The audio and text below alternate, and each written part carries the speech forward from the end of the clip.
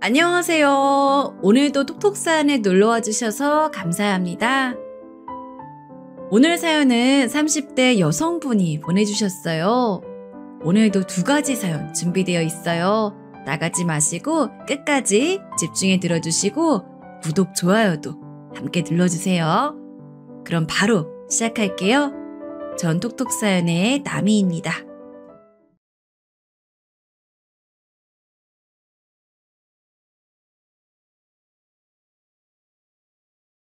안녕하세요. 남자친구와 진지하게 결혼에 대해 이야기하던 중 예비 시어머니 때문에 이별하게 된 30대 여자입니다.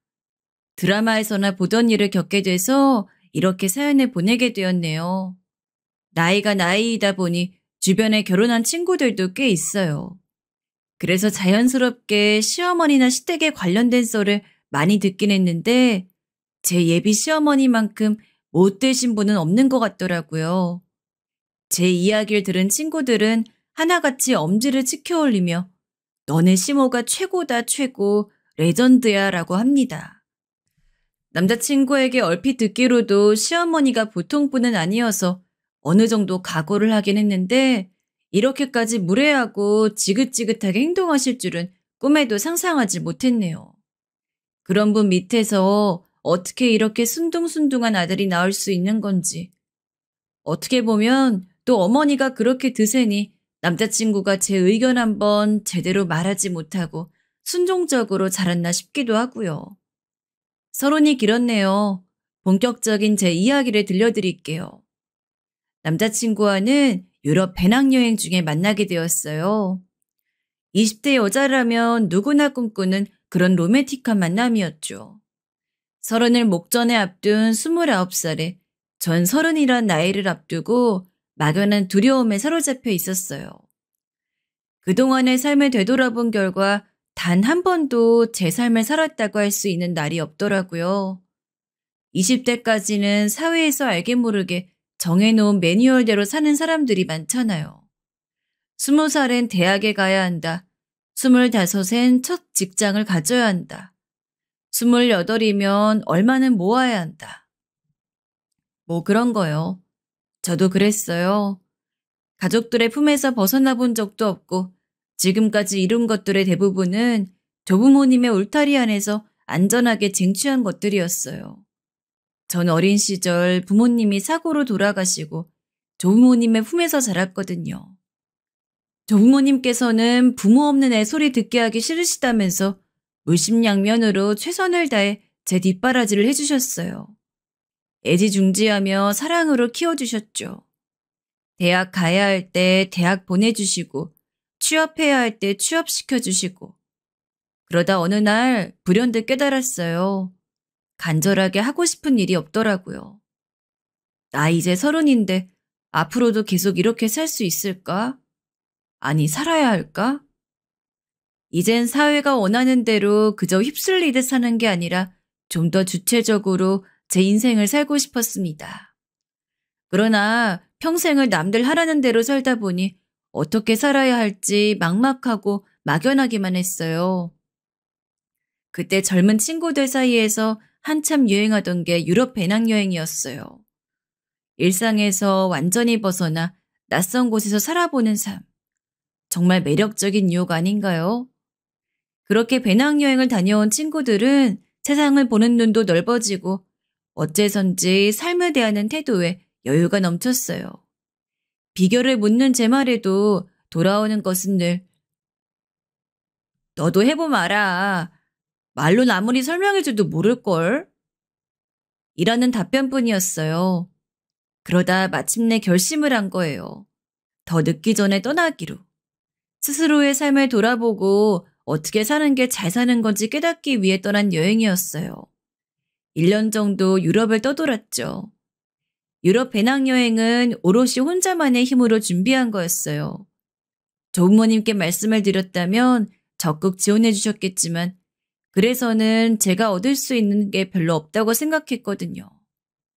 그렇다 보니 호텔에서 장기간 머무는 건 솔직히 부담이 컸어요. 장기 숙박이 되는 에어비앤비나 저렴한 숙소를 찾아서 며칠 단위로 예약을 했죠. 처음엔 돈이 없어서 그렇게 했는데 지내다 보니까 정말 장점이 많더라고요. 일단 호스텔이나 에어비앤비에는 저와 비슷한 나이 또래, 비슷한 사정을 가진 여행자가 많았어요. 낮에 실컷 돌아다니다가 저녁에 모여 그 나라의 안주거리와 함께 맥주를 마시는 게 그 시절의 낙이었습니다. 어떤 날엔 저녁에 신나게 수다를 떨기 위해 낮에 여행을 한다는 기분이 들기도 했어요. 그만큼 즐거웠단 뜻이겠죠. 세계 각지에서 모인 여행자들과 마시는 맥주란 정말 잊지 못할 맛이에요. 유튜브를 하는 친구도 있었고 죽을 때까지 돌아다니며 여행만 할 거라던 친구도 있었어요.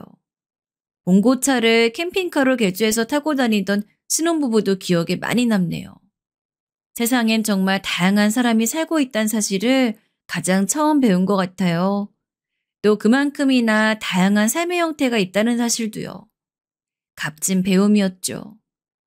같은 장소에서 며칠 혹은 몇 주간 묵다 보면 자연스레 동행하는 친구들이 생기는 때도 있었어요. 너 오늘 여기로 갈 거야? 나둔데. 그럼 같이 갈까? 뭐 이런 식으로요. 혼자 식당에 가는 것보다 여럿이 가는 게 훨씬 좋을 때도 많잖아요. 예를 들면 4-5가지의 메뉴를 시켜놓고 골고루 맛을 볼 수 있다던가 하는. 그렇게 친해진 친구들 중에서도 여행 스타일이 유난히 잘 맞는 친구가 가끔 있어요. 그런 친구가 생기면 여행은 단번에 몇 배는 더 즐거운 일이 되곤 해요. 전 유명한 관광지를 돌아다니고 줄 서서 먹는 식당에 가는 것보다 골목 구석구석을 둘러보는 여행을 더 좋아하거든요. 여행자들은 잘 찾지 않는 현지인만 아는 골목이나 카페, 식당에 가는 거예요. 꼭 그 나라에 오늘 막 이사 온 사람처럼요. 살아보는 여행. 이게 제 여행의 모토였어요. 그런 소소한 여행을 함께 즐겨주는 일행이라니 너무 멋지지 않나요? 남자친구와는 비엔나에서 처음 만났어요. 방금 이야기한 여행 스타일이 유난히 잘 맞는 친구 중에서도 최고였죠. 남자친구에게 첫눈에 반한 건 아니었어요. 우연에 우연히 겹치면서 살며시 스며들었다고나 할까요? 따로 동행을 약속하거나 일정을 공유한 것도 아닌데 자꾸 마주치더라고요. 발길 닿는 대로 무작정 걸어 도착한 곳에서라든가 현지인들이나 갈 법한 식당에서라든가 인적이 드문 골목에서라든가 그런 일이 여러 번 있었어요. 그게 서로 신기하다면서 밥도 먹고 맥주도 마시다가 어차피 취향도 비슷한 것 같으니 스위스에 있는 동안엔 계속 붙어 다니는 게 어떠냐고 의기투합을 하게 되었죠. 맥주도 마셨겠다, 로맨틱한 곳이겠다. 둘이 그날 어떤 하루를 보냈을진 따로 설명드리지 않아도 아시겠죠? 한착된 남녀가 함께 여행을 하면서 마음이 생기지 않는다면 그게 오히려 더 이상한 일이잖아요. 저희는 머지않아 밤낮 없이 꼭 붙어 다니는 스위스의 단짝 커플이 되었답니다. 그러던 어느 날 남자친구가 제게 조심스레 묻더라고요. 소연 씨는 혹시 여행을 떠난 계기가 있었어요? 저요? 네. 뭐라고 해야 할까? 나답게 살아보고 싶었어요. 사회에서 규범한 내가 아니라 있는 그대로의 나요. 그래서 일단 아무도 나를 모르는 곳에 가서 살아보고 싶었어요. 익숙한 환경에서 완전히 벗어나 보고 싶었고요. 그래야만 진정한 내가 어떤 사람인지 또 어떻게 살아야 할지 알 수 있겠더라고요. 영민 씨는요? 어, 아니, 저도 비슷해요. 저희 어머님이 유별나시거든요. 사실 유별나단 표현으론 부족할 만큼 저를 통제하고 본인 곁에 붙들어 놓고 싶어 했어요. 전 어머니 인생에 딸린 부록 같다고나 할까요? 에이, 그런 인생이 어디 있어요. 그런 거 아니에요, 절대로. 알아요. 적어도 지금은 알아요. 제 인생이 어머니 인생의 부록이 될 수 없다는 사실이요. 그래서 가출했어요. 한국에 있으면 어떻게든 찾아낼 것 같아서. 아예 유럽으로 달아나 버린 거죠, 뭐. 우리는 그날 처음으로 깊은 이야기를 나눌 수 있었습니다. 아무래도 인생에 대한 고민을 하러 떠난 여행이었고 나이대도 비슷해서 그랬는지 앞으로 어떻게 살고 싶은지 어떤 삶이 행복에 가까운 삶인지 그런 이야기를 많이 하게 되었어요. 그동안의 삶에 대해 터놓고 이야기하는 시간도 자주 갖게 되었고요. 한국을 떠나온 이유가 비슷해서 더 끌렸습니다. 결국 남자친구나 저나 모두 주체적인 삶을 살고 싶다는 거잖아요. 연애 초반부터 진지한 이야기들을 많이 나눈 덕분이었을까요? 3개월 만에 방황을 끊은 남자친구가 한국으로 귀국해 장거리 연애가 되었음에도 헤어지지 않고 5년을 더 만났어요. 물론 저도 남자친구가 보고 싶은 바람에 몇 개월 안 돼서 귀국을 하게 되었어요. 남들은 아무리 좋아 죽어도 여행 중에 오히려 싸우고 헤어지기도 한다는데 유럽 여행을 하다가 만나 그 힘든 장거리 연애까지 견딘 저희가 정말 운명인가 보다 싶었어요. 20대의 끝자락에 만나 5년을 연애하다 보니 어느새 저희는 30대 중반이 되었습니다. 그리고 어김없이 주변 어른들로부터 슬슬 결혼의 압박이 들어오기 시작했어요.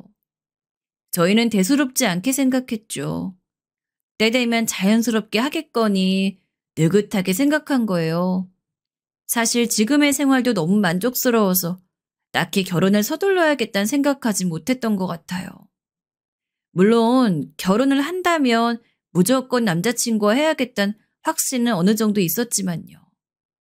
느긋한 저희와는 다르게 주변 사람들은 조금씩 안달이 나는 모양이었어요. 저희 조부모님께서도 지금 만나는 사람과 함께 살 집은 생각해봤냐며 빙빙 돌려 결혼의 의사를 확인하시더라고요. 남자친구도 내색은 하지 않았지만 부모님으로부터 압박을 많이 받는 모양이었어요. 지금에 와 생각해보면 제가 스트레스를 받을까봐 오빠가 일부러 그런 이야기를 자세히 전해주지 않은 건 아닐까 싶네요. 요즘 말이야, 할아버지 할머니가 틈만 나면 오빠랑 결혼할 생각 없냐고 물어보시더라. 아무래도 나이도 있고 하니까 하루라도 빨리 내가 결혼하는 모습이 보고 싶으신가 봐. 더 나이 드시기 전에 내가 독립하는 게 마음 편하실 테니까. 오빠는 어때? 별말 없으셔? 우리 집은 만나는 사람이 있다고 하니까 결혼할 사람이냐고 묻는 정도지 뭐. 그냥 알아서 하겠다고 했어. 몇 번 이야기해서 알지? 우리 어머니 유별난 거. 소연이 마음고생 시키고 싶지 않아. 저도 연애의 끝이 결혼이라고 생각하는 사람은 아니었고 결혼은 인생을 충분히 즐기고 난 후에 해도 좋겠다고 생각하는 사람이라서 오빠의 태도에 크게 신경 쓰지 않았어요. 오빠와 이렇게 연애하는 것만으로도 충분히 안정적이고 행복했거든요. 게다가 오빠의 어머니, 그러니까 예비 시모의 성격에 대해 오빠로부터 자주 들어와서 저도 걱정이 되지 않는 건 아니었어요. 이야기만 들어보면 뭐랄까, 남자친구의 어머니는 오빠를 게임 속 캐릭터처럼 어떤 틀에 가둬놓고 일일이 컨트롤하고 싶어하는 것 같았습니다. 이건 안 돼, 이쪽으로 가. 이것도 안 돼, 저쪽으로 가. 이런 식으로요. 그걸 견디다 못한 오빠가 유럽으로 몇 달간 가출을 감행하고 나서야 조금 자유로울 수 있었다고 해요. 그러니까 우리의 사랑은 오빠의 도피 여행으로부터 시작된 셈이죠. 오빠가 학생일 땐 그 정도가 더 심했대요. 어느 한 시기에 그랬던 게 아니라 초등학교부터 대학교를 졸업할 때까지 쭉 그러셨대요. 학기가 끝날 때마다 요즘 알고 지내는 친구들의 목록을 쭉 뽑게 하고 그 친구들과 얼마나 친한지 A부터 D까지 등급을 매기게 했대요. 각자의 성적과 사는 동네, 전화번호까지 적게 했다나요? 너무 당당하게 요구하셔서 오빠는 모두가 당연히 친구 리스트를 만들어 부모님과 공유하는 거라고 생각했대요. 남자친구의 어머니는 그 리스트를 보고 직접 연필로 줄을 그어가며 만나면 안 될 친구와 친하게 지낼 친구를 정해주었다고 해요. 정말 소름 돋죠? 구독자분들은 어떻게 생각하세요? 전 이 이야기를 듣고 정말 온몸에 소름이 돋더라고요. 결혼이든 연애든 우리 둘만 행복하면 된다고 암묵적인 합의를 보고 지내던 우리가 결혼을 생각하게 된 건 한 달 전 남자친구 어머니의 전화 때문이었어요. 평소 남자친구가 옆에서 통화를 하든 메시지를 보내든 꼬치꼬치 캐묻는 편은 아니었는데 그날따라 예민한 남자친구가 걱정돼서 왜 그러냐고 묻지 않을 수가 없더라고요. 엄마, 저 만나고 있는 사람이 있다고 몇 번은 말씀드려요. 예? 때 되면 저희가 알아서 할게요. 대체 왜 그러세요, 진짜? 무슨 일이야? 왜 그래, 오빠? 슬슬 결혼을 체근하신다는 건 알았지만 오빠가 이렇게 격하게 반응하는 걸 보니 제가 모르는 무슨 일이 있는 것 같더라고요. 아, 아니야. 별일 아니니까 신경 안 써도 돼. 미안. 남자친구는 은근슬쩍 말에 돌렸어요. 그런데 이번엔 꼭 듣고 넘어가야겠다는 직감이 오더라고요. 괜찮으니까 말해봐. 나 만나는 게 왜? 뭐라고 하셔? 나 마음에 안 드신데? 제가 그렇게까지 말하자 그제서야 입을 열었어요. 아니, 그런 게 아니라 이제 30대 중반 되어서 그런가? 요즘 따라 자꾸 결혼을 보채시네. 소연이에 대해서도 엄청 물으시고 말이야.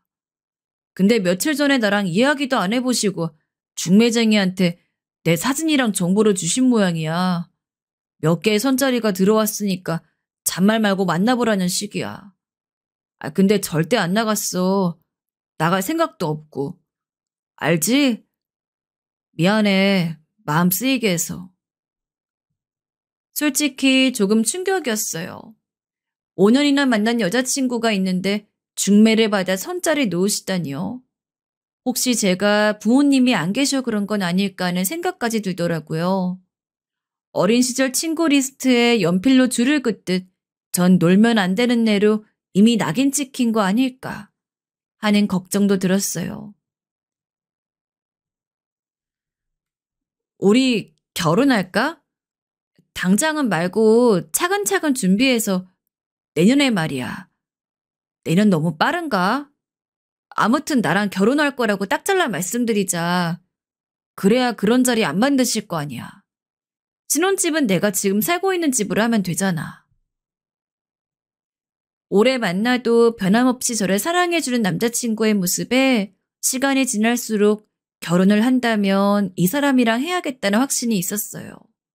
그런 사람이 부모님의 닥달로 힘들어하는 걸 보니 어차피 언제든 이 사람과 결혼할 거라면 되도록 빨리 집안에 결혼 의사를 밝혀야겠구나 싶었습니다. 오빠는 몰랐다고 하지만 결혼정보업체나 중매쟁이들 사이에서 제 남자친구의 신상 정보가 오르락내리락 하는 것도 싫었고요. 오빠도 저 없이 안 되고 저도 오빠 없이 안 된다면 굳이 더 미룰 필요가 있나 싶었던 거죠. 결혼 준비라는 게 사실 두 사람이 몸놓일 곳과 적당히 먹고 살 직장만 있으면 되는 거잖아요. 사실 제가 부모님은 안 계시지만 못 사는 형편은 아니거든요. 조부모님은 제가 드디어 결혼한다고 이야기하면 당장이라도 새 집을 마련해 주실 분들이세요. 지금 사는 집도 물론 여자 혼자 살기에 과분할 정도로 좋은 집이고요. 여기서 시작해도 나쁘지 않겠다 싶었어요. 소연아, 정말 그래도 되겠어? 남자친구는 감격한 표정으로 저를 보고 눈물을 흘렸습니다. 알고 보니 저와 결혼은 하고 싶었지만 제가 확신이 들 때까지 기다리고 싶었다고 하더라고요. 저의 자유로운 삶을 최대한 보장해주고 싶었대요. 저 혼자만 느긋했던 거죠. 정말 바보 같죠? 남자친구가 저와 결혼을 하겠다고 선언하자 그쪽 집에서는 그제야 저에 대해 궁금해하기 시작한 모양이에요. 좀 더 정확히 말하자면 예비 시어머니가 제 정보를 알아내고 싶어 하셨단 말이 맞을 것 같네요. 외모나 성격, 됨됨이 같은 게 아니라 집, 직업, 집안, 학력 같은 거요. 예비 신부 버전 리스트를 만들고 싶으신 거겠죠. 전 거기에 어울려드릴 생각은 추호도 없었지만 정확히 하지 않으면 남자친구를 끝까지 괴롭힐 것 같아서 적당히 말씀드리라고 했어요. 이야기를 전해 들은 것뿐이지만 예비 시어머니의 성격상 다른 건 몰라도 부모님이 안 계신 건 큰 감점 요소로 여기실 게 분명했습니다. 사람에 따라서는 이걸 약점으로 생각하기도 한다는 걸 일찍부터 알고 있었거든요. 하지만 그게 제 잘못도 아니고 어쩔 수 없는 일이라는 걸 알기에 어딜 가든 오히려 당당하게 말하는 편이에요. 솔직히 숨길 일은 아니라고 생각하거든요. 괜히 나중에 아시고 왜 미리 말하지 않았느냐는 말을 듣느니 처음부터 말씀드리는 게 낫다고 생각해요. 오빠에게도 이런 제 의견을 분명히 이야기했고요. 다행히 이야기가 잘 되었는지 며칠 뒤에 식사를 초대하고 싶다는 어머니의 메시지를 전달받았습니다. 오빠는 내심 걱정을 많이 했는데 어머님이 생각보다 큰 반발 없이 저를 식사에 초대하고 싶다고 하셔서 안도하는 눈치였습니다. 저도 마음이 많이 놓였고요. 어머님이 예약한 식당은 근처에서도 격식 있는 상차림으로 꽤 유명한 곳이었어요. 메뉴에 아예 상견례 코스가 있을 정도였거든요. 다행이다. 어머니가 쉽게 받아들여 주셔서. 이렇게 좋은 식당으로 예약까지 해준 거 보니까 잘 풀린 모양이야. 그치? 너무 다행이다. 말은 안 했지만 속으로 걱정 많이 했거든. 저녁 식사 당일 저희는 희망적인 미래를 그리면서 어머님이 예약한 식당으로 향했습니다. 맨 안쪽에 마련된 예약자 방으로 안내되고 얼마 지나지 않아 어머님이 들어오셨어요. 이야기를 들어보니 아버님께 인사드리기 전에 저희끼리 먼저 식사를 하고 싶다고 하신 모양이더라고요. 안녕하세요, 어머님. 최소연이라고 합니다. 그래요. 반가워요. 영민이 엄마예요. 은은하게 미소 지으시면서 인사를 받아주시는데 남자친구가 걱정하던 것과는 다르게 편안하고 인자해 보이셨어요.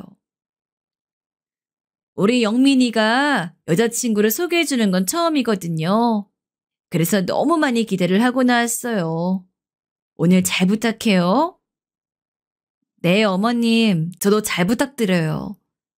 그리고 식사 초대해 주셔서 감사합니다. 감사는요. 이게 뭐 별거라고. 맛있게 들어요. 이 집 식사 잘하거든. 영민 너도 맛있게 먹고. 네, 어머니 그럴게요. 저도 감사해요. 이렇게 따뜻하게 맞아주셔서. 어머님과 안부 인사를 나누고 따뜻한 말을 나누는 사이에 음식이 하나둘 들어오기 시작했어요. 어머님이 예약하신 메뉴는 한식 코스 정식이었는데 상견례 코스 바로 아래 단계의 식사였어요.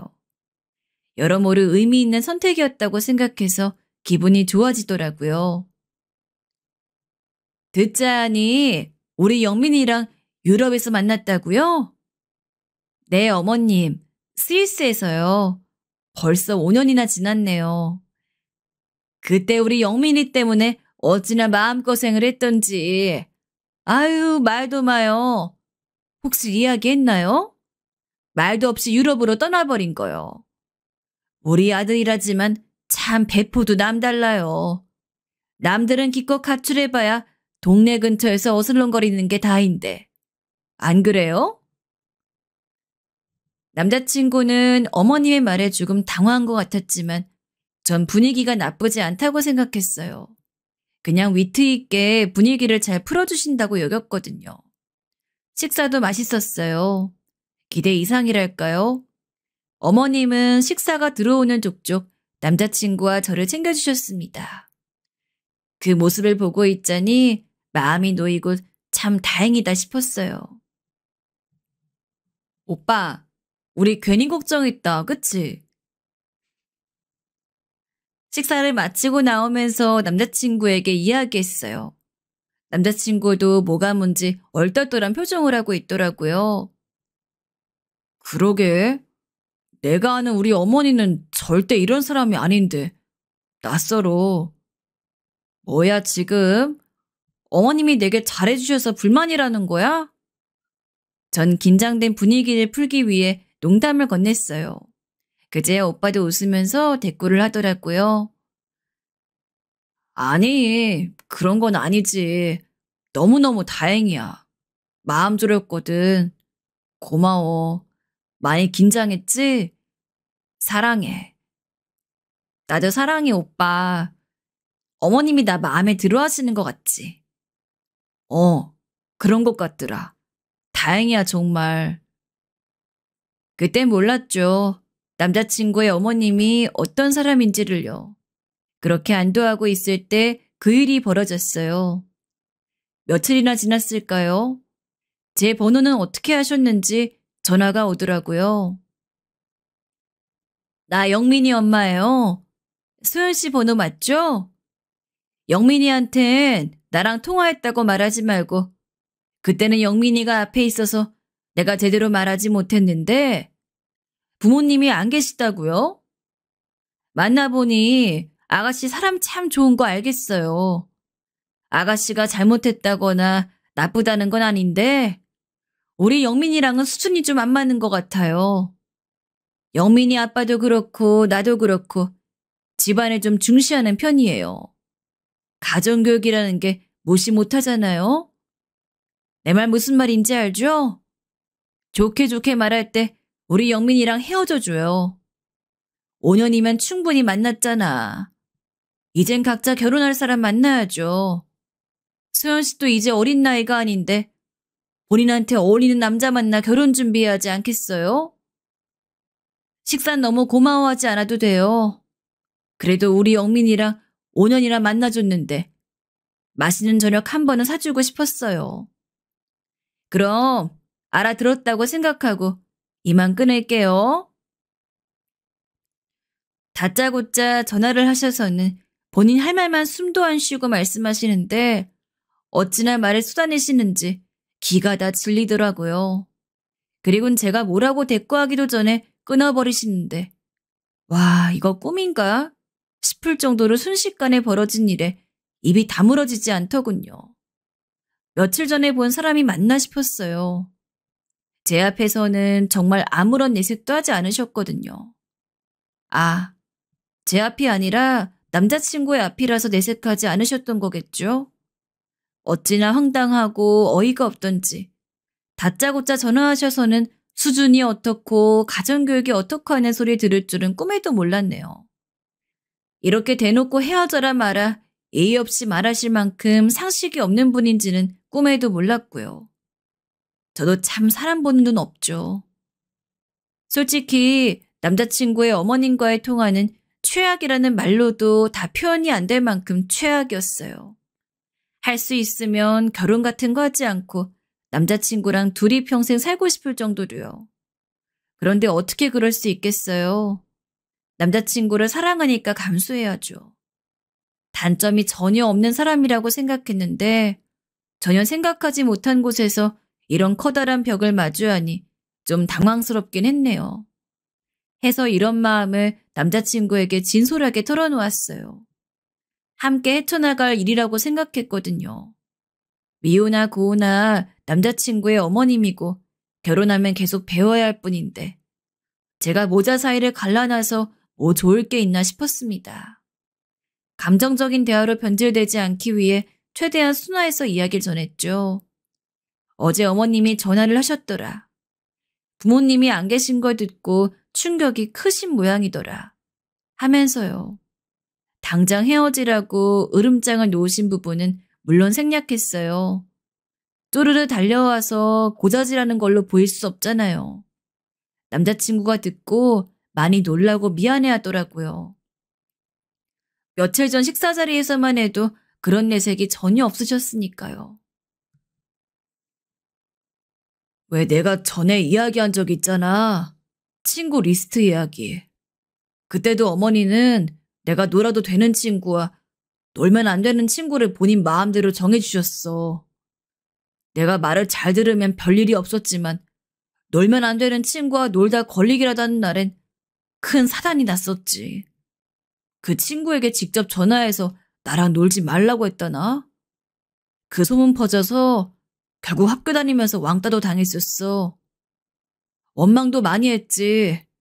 근데 어머님 차라리 잘 된 거라고 하시더라. 그런 놈들이랑 어울리지 말고 공부만 열심히 해서 좋은 직업 갖는 게 낫다고. 듣다 보니 이게 결코 보통 일이 아니구나 싶었어요. 제가 안일하게 생각했던 거죠. 남자친구 어머님의 가스라이팅은 생각보다 훨씬 심각하고 집요하고 오래전부터 이어져 온 거였어요. 게다가 제게 통화한 사실을 이야기하지 말라고 당부하신 걸 보니 이런 식으로 남자친구 모르게 뒤에서 얼마나 나쁜 짓을 하셨을지 소름이 돋더라고요.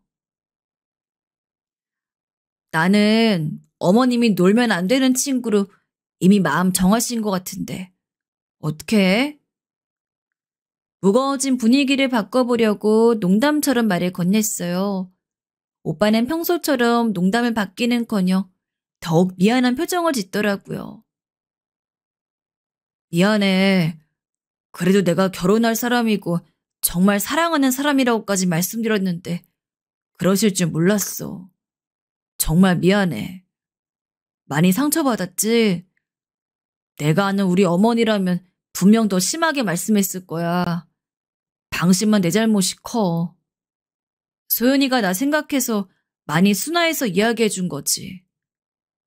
이런 일 겪게 해서 미안해. 그리고 고마워. 내가 다시 잘 이야기해 볼게. 이렇게 좋은 사람을 어떻게 사랑하지 않을 수 있겠어요. 막막한 상황이지만 오빠가 보여준 든든하고 자상한 모습이 그 막막함을 많이 상쇄시켜 주었어요. 그래, 이대로 포기할 거 아니니까 우리 다시 한번 잘 말씀드려보자. 부모님은 안 계시지만 조모님이 남부럽지 않게 나 키워주신 거 알잖아. 가정교육도 잘 받았고 공부도 열심히 해서 직장도 꽤 괜찮다고 전해드려. 번듯하게 잘 살고 있다고 말이야. 우리가 정성을 다하면 상황이 잘 풀릴 거라고 생각했던 게 오산이었죠. 그저 꿈 같은 이야기였다는 사실을 알게 된 건 그 후로 불과 이틀이 지난 무렵이었어요. 전 친구가 운영하는 카페에서 커피를 마시고 있었고 남자친구는 야근을 하던 저녁이었어요. 갑자기 낯선 번호로 문자가 오더라고요. 내가 영민이한테 말하지 말라고 했죠? 그새 가서 일러 바쳤더라고요. 이런 기본적인 약속도 못 지키는 걸 보니 역시 내가 생각한 그 수준이 딱 맞네요. 영민이랑 헤어져요. 내 말 못 알아들어요? 다른 사람들한테 물어봐요. 아가씨가 우리 영민이한테 붙일 급이 되는지. 정말 동네 창피해서 얼굴을 들고 다닐 수가 없네. 시간 많이 못 줘요. 내일까지 영민이랑 헤어지지 않으면 어떻게 되나 봐요 한번. 문자를 확인하는데 손이 떨리더라고요. 아니, 내가 지금 보고 있는 게 정말 현실인가? 꿈 아닌가 싶었어요. 현실에 저런 비상식적인 인간이 있을 수 있다니요.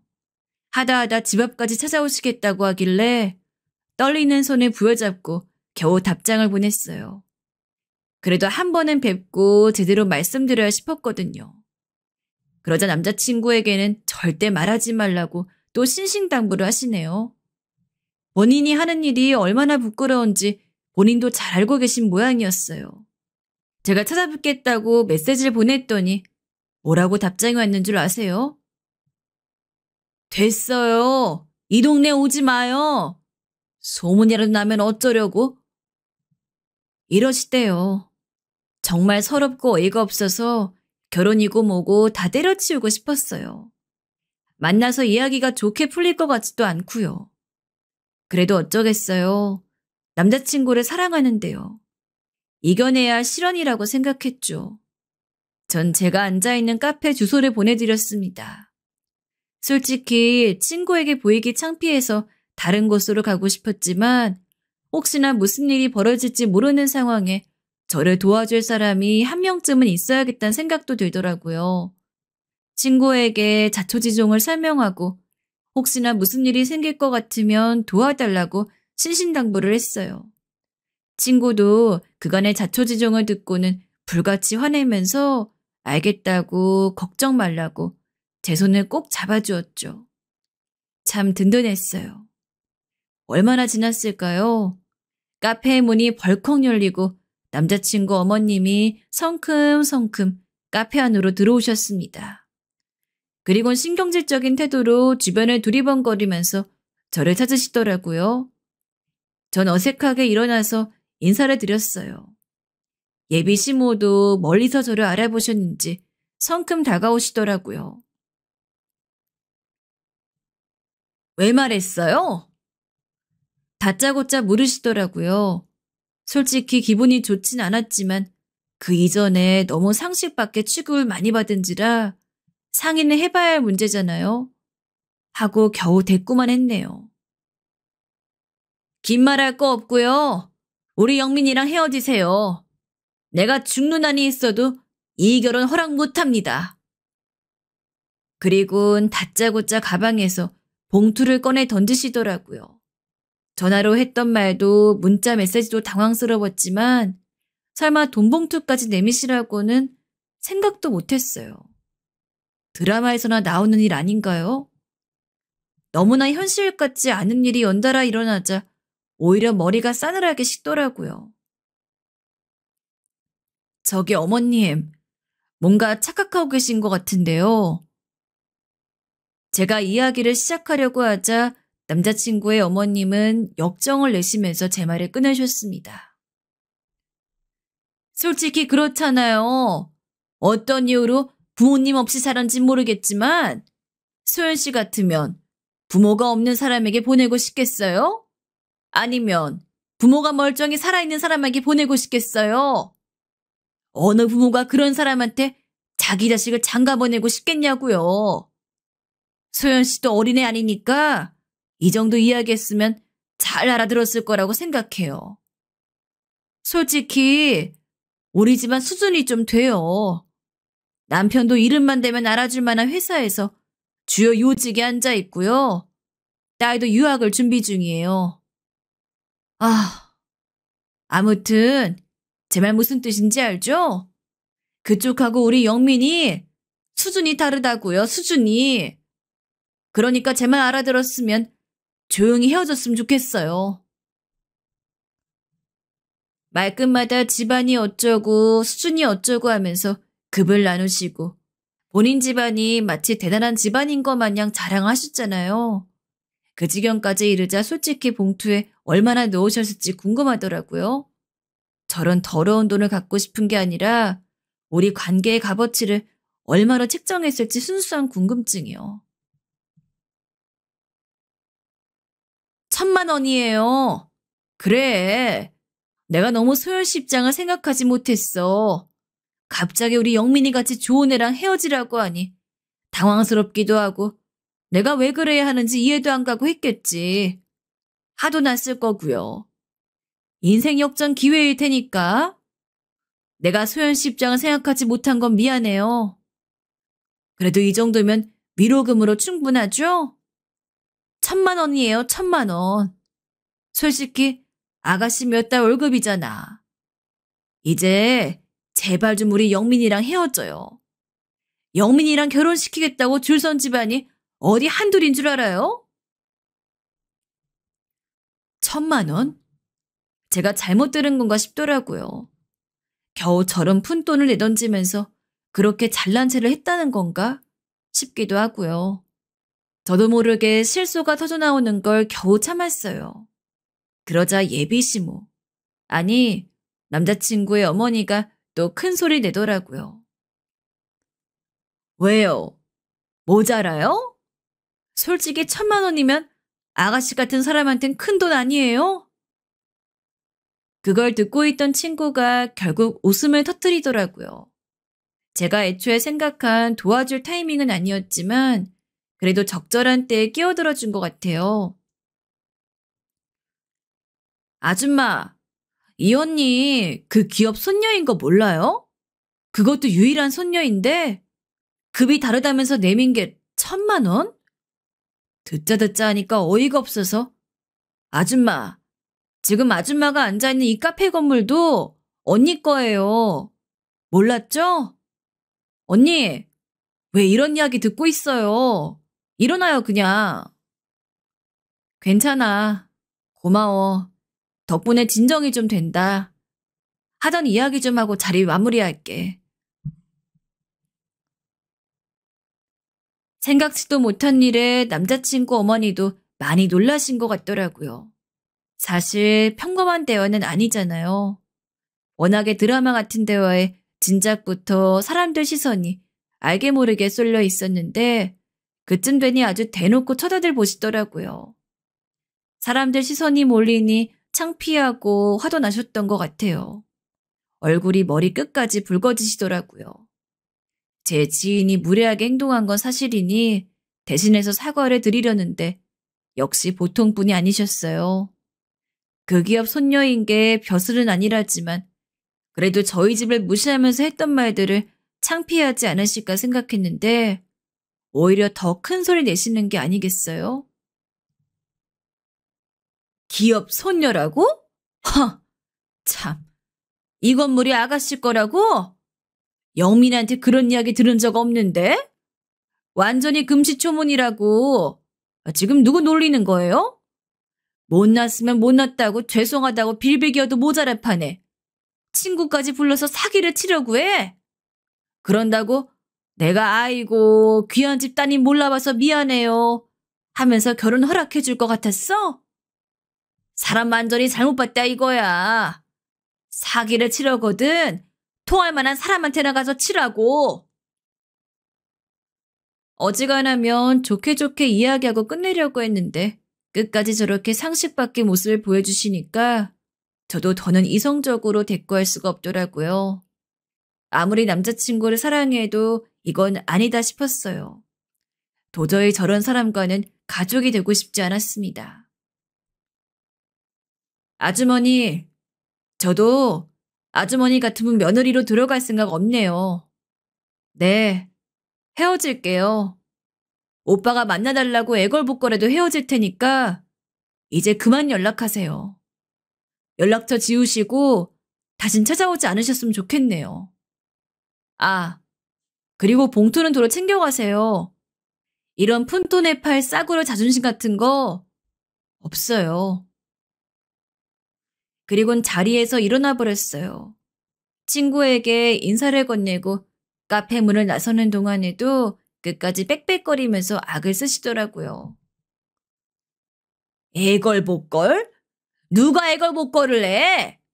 우리 영민이 만나고 싶다는 여자애들이 한둘인 줄 알아? 잘난 아들 마음껏 놀아보라고 누굴 만나든지 신경을 안 썼더니 어디 저런 천박한 애를 5년이나? 아유, 내 팔자야. 눈물이 나더라고요. 부모님이 없단 이유 하나만으로 이렇게 천대를 받아도 되는 건지. 절 애지중지 키워주신 조부모님께 너무 죄송스러웠어요. 어디 가서 이런 취급받지 않게 하시려고 얼마나 아끼고 사랑해 주셨는데. 전 그 길로 백화점에 들려 조부모님께서 좋아하시는 위스키와 안주거리를 샀어요. 그리고 남자친구에게는 장문의 메시지로 이별을 통보하고 핸드폰을 꺼버렸네요. 만나서 이야기할 자신은 없었거든요. 비겁한 행동이었지만 오빠를 보면 그 여자가 생각날 것 같았어요. 제가 당한 거에 비하면 이 정도는 굉장히 예의를 지킨 행동이라고 생각해요. 그렇게 우린 이별하게 되었습니다. 남자친구의 탓이 아니라는 건 너무나도 잘 알지만 어쩌겠어요. 저런 시어머니에게 시달리지 않으려면 헤어지는 수밖에 없잖아요. 더 이상 저희 조부모님께 불효할 수도 없는 노릇이고요. 충분히 해볼 만큼 해봤다고 생각해요. 솔직히 저런 취급을 받고 계속 만날 수 있는 게 이상한 거 아니겠어요? 설령 결혼을 했다고 해도 그런 취급은 저를 평생 따라다닐 텐데요. 그렇게 며칠이 지났습니다. 며칠 만에 핸드폰을 켜니 남자친구에게 전화며 문자며 수십 통씩 와 있더군요. 미안해, 정말. 제발 다시 생각해줘. 소연아, 네가 어떤 마음인지 아는데 이건 아니야. 우리가 어떻게 헤어져? 지금까지 잘 만나왔잖아. 나는 너 아닌 사람과 만나는 거 상상조차 한 적 없어. 우리가 아닌 이유로 헤어질 수 없잖아. 다른 방법을 생각해보자. 우리 같이 유럽에 나가 살까? 우리가 한없이 자유로웠던 그때처럼 말이야. 나 요즘 집 나와서 지내고 있어. 어머니 얼굴 보기만 해도 너무 화가 나. 진작 이렇게 했어야 했는데 너에게 상처를 준 뒤에야 이렇게 집을 나왔네. 정말 미안해, 소연아. 연락 줘. 기다릴게. 솔직히 오빠의 문자를 받고 많이 울었어요. 마음이 흔들리기도 했고요. 어떻게 그러지 않을 수 있겠어요? 5년을 사랑했던 사람인데요. 그런데 그것보다는 오빠의 어머니가 제게 준 상처가 훨씬 더 컸어요. 저를 사랑으로 키워주신 조부모님께 죄스러운 마음도 크고요. 보내지도 못할 답장을 수도 없이 썼다 지웠다가 결국 답장은 하지 못하고 핸드폰을 다시 꺼버렸습니다. 그렇게 저희는 아무 연락 없이 정말 헤어진 것처럼 몇 달을 지냈어요. 정말 많이 사랑했던 사람이고 이젠 너무 익숙해서 제 일부 같은 사람이었지만 잘라내야겠죠. 어쩔 수 없다며 스스로 다그치며 마음을 다잡았습니다. 남자친구가 사라진 일상은 단순히 허전하다, 슬프다, 아프다 정도로 설명할 수 있는 수준이 아니었어요. 몇 년 동안 일상을 공유했던 동반자가 하루아침에 사라져버린 거잖아요. 아침부터 밤까지 서로에게 일어난 모든 일을 주고받던 사람. 잠은 잘 잤는지, 밥은 챙겨 먹었는지, 힘들게 하는 사람은 없는지, 저를 걱정해주던 따뜻한 말들도 사라지고 한동안은 밥도 잘 안 넘어갔어요. 밥이 안 넘어가면 안 넘어갈수록 더 생각이 나더라고요. 이렇게 밥 안 먹는 거 보면 오빠가 또 걱정할 텐데. 오빠는 밥 잘 챙겨 먹고 있으려나? 난 괜찮으니까 오빠라도 밥 잘 챙겨 먹고 잘 지내고 있으면 좋을 텐데. 그렇게 얼마간의 시간이 또 흐르고 오빠에게서 연락이 왔어요. 소연아, 내게 필요한 건 엄마가 아니라 너였어. 시간이 지날수록 더 깊어지더라.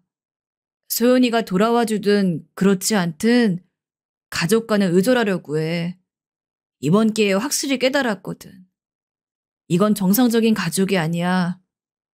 나는 어린 시절부터 30대가 된 지금까지도 계속해서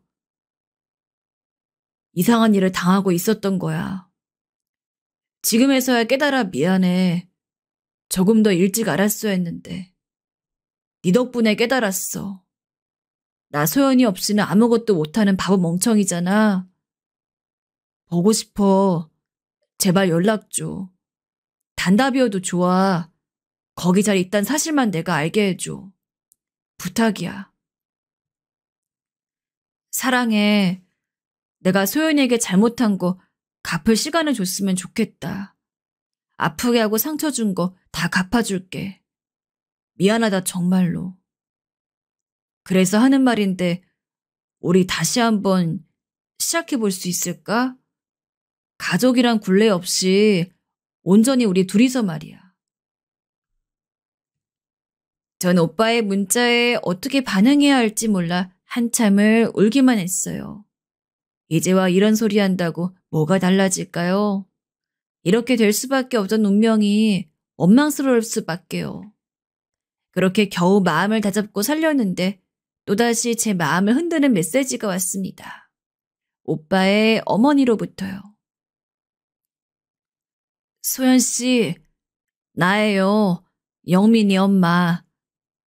잘 지내냐는 뻔한 안부 인사 생략할게요. 그런 행동 해놓고 안부를 물을 정도로 낯짝이 두껍지 못하거든요. 며칠 전에 영민이가 그러더군요. 의절하자고요. 다신 볼 일 없었으면 좋겠다면서 핸드폰 번호를 바꿔버렸어요. 그래서 혹시나 하는 마음에 소연 씨에게까지 연락을 드려요. 영민이라면 분명 소연 씨한테 연락했을 거잖아요.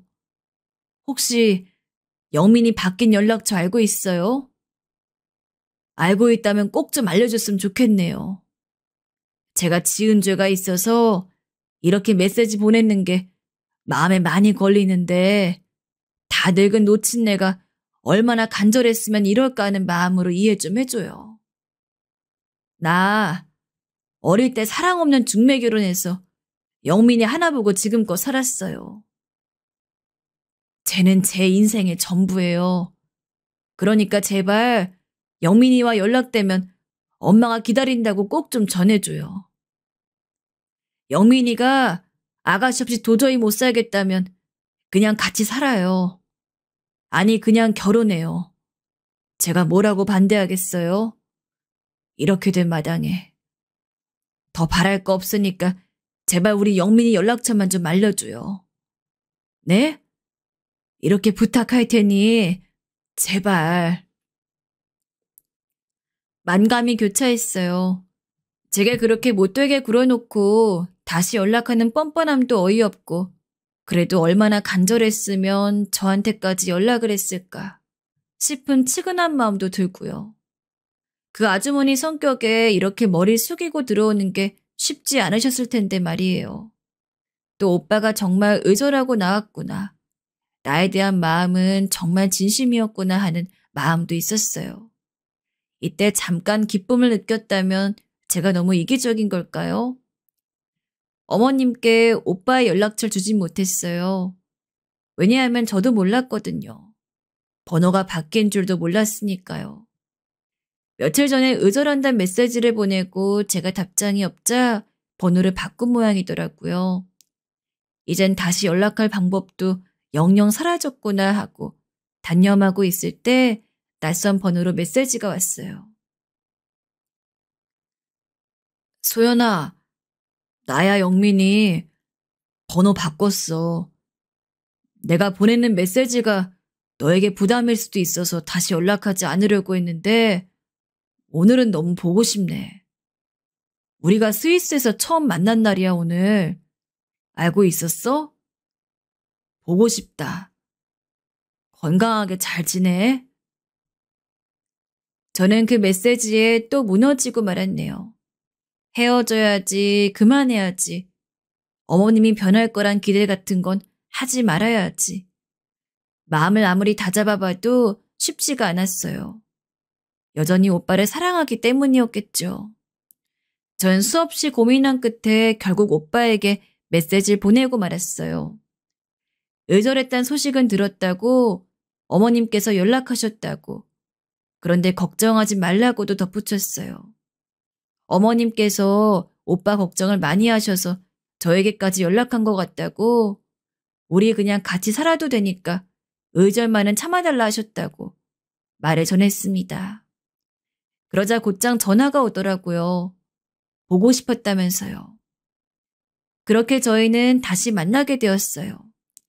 다시는 어머님과 연락하지 않겠다던 남자친구도 잘 설득해서 집으로 돌려보냈고요. 전 부모님이 안 계시잖아요. 그래서 그런지 부모님이 살아계신데 의절하는 게 죄스럽더라고요. 아무리 미운 부모라도 낳아준 정이 있지. 또 어머님도 이번 기회에 뭔가를 느끼고 달라졌을 거라고 믿었습니다. 그리고 정말 다행스럽게도 한동안은 정말 아무런 문제도 없이 화목하게 지낼 수 있었답니다. 어머님께서는 제게 직접 연락을 해서 사과까지 하셨어요. 앞으로는 저희 일에 일체 관여하지 않기로 몇 번의 다짐을 받아냈죠. 그러는 와중에 남자친구가 중간에서 중재를 잘 서주었어요. 어쩐지 예전보다 믿음직스러워진 게 한층 어른이 된 것 같아요. 그 뒤로는 한동안 행복한 일상의 연속이었습니다. 다시 만난 것을 기념으로 부산으로 여행도 다녀오고 강원도도 다녀오고요. 본격적으로 함께할 미래에 대해 그려보기도 했어요. 그러는 와중에도 남자친구는 중간중간 제가 받았을 상처에 대해 굉장히 미안했어요. 전 이제 괜찮다고 그만 미안해도 된다고 말은 했지만 그래도 내심 속으론 이렇게 마음 써주는 남자친구가 너무 고맙고 든든했어요. 몇 번의 여행을 마치고 저희는 본격적으로 신혼집이 될 저희 집을 꾸미기 시작했습니다. 어지간한 살림살이나 가구는 이미 다 갖춰져 있었기 때문에 따로 대단한 걸 살 필요는 없었고 남자친구의 짐들을 추리는 게 일이었어요. 남자친구가 사용하던 가구는 거의 중고마켓에 헐값에 팔아넘기고 생활용품 위주로 짐을 꾸리기로 했어요. 제가 집 인테리어 할 때 통일감을 주기 위해 가구를 통으로 맞췄거든요. 굳이 바꿀 필요성을 느끼지 못했어요. 그렇게 남자친구는 저희 집으로 입주하기 위한 준비에 박차를 가했습니다. 큰 가구를 옮기는 게 아니라서 평소 데이트하던 때처럼 저희 집에 놀러 올 때마다 남자친구의 차로 짐을 조금씩 나르기로 했어요. 옷과 생필품, 책과 취미생활 거리를 챙기고 아끼는 소품들도 좀 챙겨왔더라고요. 이렇게 가방으로 짐 옮기니까 우리 꼭 유럽 여행할 때 같다. 그치? 이사를 마치던 날 침대에 나란히 누워 남자친구를 꼭 끌어안은 채로 말했어요. 그러게, 우리 매일 배낭에 짐 싸가지고 이 집 저 집 다니던 거 생각난다. 즐거웠지 그때. 좁고 허름한 숙소에서도 우리 둘만 있으면 다 낭만이고 행복이고 그랬잖아. 우리 계속 그렇게 살 수 있겠지? 그럼 당연히 그렇게 살 수 있지. 고마워. 우리 어머니가 그렇게 큰 잘못을 했는데도 날 다시 받아줘서. 오빠가 잘못한 것도 아닌 걸 뭐. 어머님께는 사과도 받았고 괜찮아 이젠. 지난 일 생각하고 싶지 않아. 앞으로 잘 살 것만 생각하자 우리. 고맙고 사랑해. 내가 더 잘할게. 그 죄스러운 마음은 살면서 갚을게. 치, 그래. 살면서 갚아. 이제 잠 온다. 자자. 그래 자자. 자자 오빠. 소은이도 잘 자. 그렇게 남자친구의 품에 안겨 잠드는데 힘들었던 지난 몇 달간이 다 꿈인 것처럼 느껴졌어요. 아, 이게 행복이구나 싶었죠. 이런 생활이 계속되었으면 좋겠다고 생각했어요. 그런데 화장실 들어갈 때의 마음과 나올 때의 마음이 다르다던가요? 어머님의 못된 본성은 얼마 지나지 않아 다시 스멀스멀 기어나오기 시작했어요. 예, 우리 영민이 너무 손에 쥐고 사는 거 아니니? 어떻게 우리 착한 애가 의저까지 생각하게 했는지 참 대단하다. 그렇게 남자를 휘어잡고 무기처럼 휘두르면 못 써. 영민이 인질 삼아 협상하다니 너무 추잡하다는 생각 안 드니? 어차피 연락 끄는 것도 다 네 머리에서 나온 쇼였지? 내 우리 영민이 생각해서 둘 사이에 더 이상 끼어들지 않겠다만 너무 우라통이 터져서 이 말은 꼭 해야겠다 얘. 너 그러고 살면 못 써. 답장은 하지 말렴. 우리가 직접 보는 일은 최대한 없었으면 좋겠구나. 명절에도 넌 오지 말고 우리 영민이만 보내. 너도 좋지? 명절이라고 가족들 비위 맞추고 힘들게 제사 음식하지 않아도 되니까 말이야. 그룹 유일한 손녀라니까. 우리 영민이 고생시킬 일 없겠네. 알아서 잘들 준비해봐 한번. 얼마나 잘 사나 내가 지켜볼 테니까. 너무 어이가 없어서 이 메시지엔 답장도 못했네요.